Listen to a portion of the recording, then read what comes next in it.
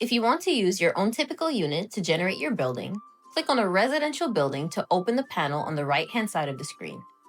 Under Unit Mix, you can find the Typical Unit Setup button. When you open this for the first time, you'll see preset units that include floor plans provided by Zenerate. In the pop-up, select your preferred unit.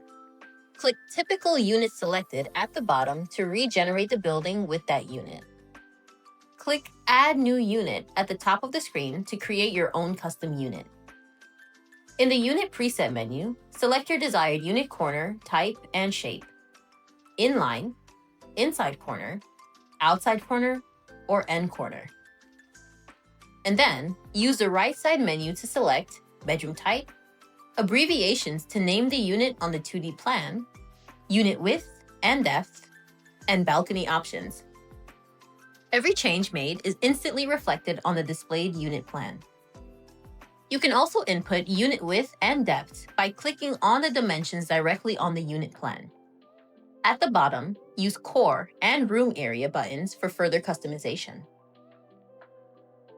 After applying the typical unit layout, you may notice that some non-typical units are included. These units are automatically generated to fill in leftover spaces. If you want to use only the typical units you've selected, use the panel on the right-hand side of your screen, scroll to the bottom, and open the Corner Preference settings. In the Corner Preference pop-up, locate the Allow Auto-Generated Units option. Switch to Disable to prevent the system from creating any additional units beyond your selected types. And that's it. Follow us in the next video to learn about parking editing.